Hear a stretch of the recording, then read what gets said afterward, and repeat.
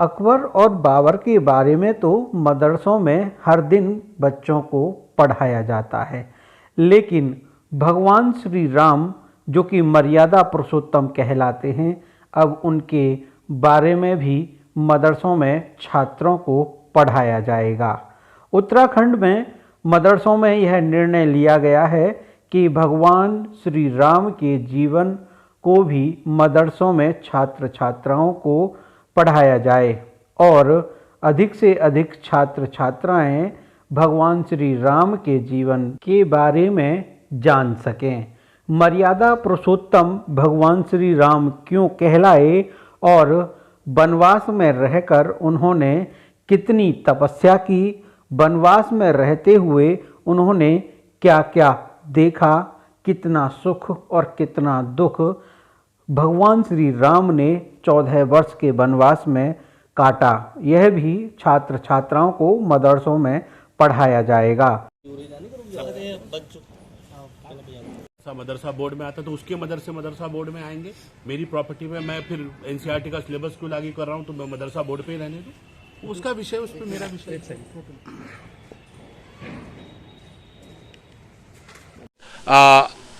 अगले माह से अपने टीचर्स को हम यहाँ नियुक्त करने जा रहे हैं। मदरसों के लिए जो मॉडर्न मदरसे बनेंगे उसके लिए स्टाफ अपॉइंट किया जा रहा है, तो उसमें सब जो हम पढ़ाने जा रहे हैं उसके टीचर्स को हम अपॉइंट करेंगे। वो होंगे जिनको रामायण का ज्ञान होगा। मुझे लगता है कि जब सिलेबस, बचपन में हमने भी रामायण पढ़ी है और मुझे लगता है कि हमने तो टीवी पे भी देखा है, जो सीरियल आता था, सब जानते हैं, हमारे बड़ों ने देखा है, हमने देखा है, तो हमारे बच्चे भी अछूते क्यों रह जाएं। हम बिल्कुल पढ़ाएंगे, जो मुमकिन हो सकेगा वो अच्छा काम करेंगे। मुझे लगता है कि ये शिक्षा के जो मंदिर हैं, जो मदरसे हैं, जो स्कूल्स हैं, इनमें अच्छी चीज़ें पढ़ाई जाती हैं और मुझे लगता है जो अच्छा है वो हमारे बच्चे सब कुछ पढ़ेंगे।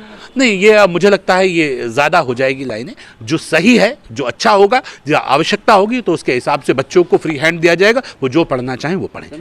देखिए, विरोध से हम डरते नहीं। अगर विरोध से डरते तो मुझे लगता है कि शायद हम इस तरह की बातें ना करते, हम भारतीय जनता पार्टी में होते नहीं, हम अपने घर बैठे रहते और हम भी हाथ में बैठ के ये चिंता करते कि समाज कैसे बदलेगा, कैसे बदलाव आएगा। जो बदलाव की कोशिश करते हैं, अगर वो डरते तो वो बदलाव की कोशिश नहीं कर सकते। मुझे उम्मीद है समाज बदल रहा है, मुसलमान नई सोच के साथ, नए विजन के साथ, मुस्लिम समाज भी आगे आ रहा है। वो हमने देखा कि जब रामलला को वहाँ प्राण प्रतिष्ठा का कार्यक्रम हुआ तो मुसलमानों ने बहुत संजीदगी से काम लिया, वो बहुत ईमानदारी के साथ अपने हिंदू भाइयों की खुशियों में शामिल हुए। मुझे लगता है कि धीरे धीरे बदलाव की बयार बह रही है, समाज साथ आ रहा है और पॉजिटिव दिशा में आगे बढ़ रहा है। मुझे लगता है तभी हम कामयाब होंगे जब हम एक सोच के साथ आगे बढ़ेंगे।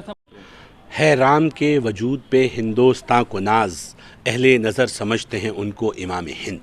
श्री राम के बारे में बहुत पहले अल्लामा इकबाल साहब ने आज़ादी से पहले ये शेर कहा था और मैं कहता हूँ कि ये हकीकी शेर है, मजबूत शेर है, बुनियादी शेर है, जिसमें उन्होंने कहा कि हम श्री राम को इमाम का दर्जा देते हैं। इमाम वो होता है जिसको हम फॉलो करते हैं और मुझे लगता है श्री राम जैसे किरदार को कौन फॉलो नहीं करना चाहेगा। कौन नहीं चाहेगा कि उसके बच्चे श्री राम के किरदार पे आगे बढ़ें। कौन नहीं चाहेगा कि उसके बच्चे श्री राम की तरह एक वालिद के एक कौल के ऊपर, पिता के एक वचन के ऊपर राजपाट को लात मार के और आगे बढ़ जाएं कि मैं वनवास के लिए तैयार हूं क्योंकि मेरे पिता ने एक वचन दिया है। और मैं कह रहा हूं कि रघुकुल रीत सदा चली आई, प्राण जाए पर वचन न जाए। ये जो सोच है, ये सोच अपने आप को औरों से अलग करती है, इसलिए मजबूर करती है कि लोग श्री राम को पढ़ें। लक्ष्मण जैसा भाई कौन नहीं चाहेगा कि जो भाई जा रहे हैं तो भाई के साथ का मैं कैसे रह जाऊं, मेरे भैया जा रहे हैं वनवास, मैं भी जाऊंगा। सीता जैसी पत्नी कौन नहीं चाहेगा कि पति जा रहे हैं तो पत्नी भी कहेगी मैं भी सुख नहीं भोगूंगी। राजकुमारी होने के बावजूद वो लात मारती हैं सत्ता को और चली जाती हैं।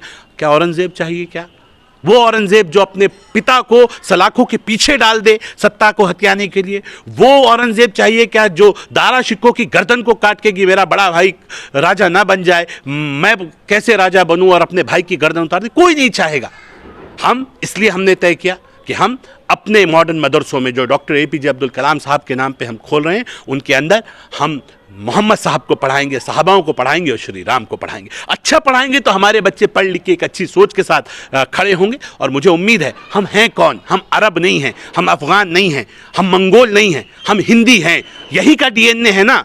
धर्म बदल दिया, पूजा पद्धति बदल दी, तो क्या अपने बड़ों को बदल देंगे, अपने पूर्वजों को बदल देंगे? बिल्कुल नहीं। हम अपने पूर्वजों का सम्मान करते हैं और अच्छी चीज़ों को अडॉप्ट करना ये ज़रूरी है। और मैंने उलमाओं से बात की, जो बड़े धर्म अच्छे धर्मगुरु हैं, उन्होंने कहा कि ये किरदार तो नबियों वाला किरदार है, जो श्री राम का किरदार है। तो ऐसे किरदार को नहीं पढ़ाएंगे तो किसे पढ़ाएंगे? बिल्कुल पढ़ाएंगे, डट के पढ़ाएंगे। और मुझे उम्मीद है एक खूबसूरत भारत, न लड़ेंगे, न लड़ाएंगे, न डरेंगे, न डराएंगे, एक श्रेष्ठ भारत बनाएंगे जो औरों से अलग होगा। और मुझे लगता है कि जो विश्वगुरु बनने का सपना हमारे बड़ों ने देखा है, वो विश्वगुरु बनने का सपना साकार होगा। जब उसमें छोटा सा योगदान, गिलहरी रूपी योगदान कहीं गिना जाएगा, तो उसमें मेरे मॉडर्न मदर से भी आएंगे, मुझे ऐसा विश्वास है। कौन पढ़ाएगा?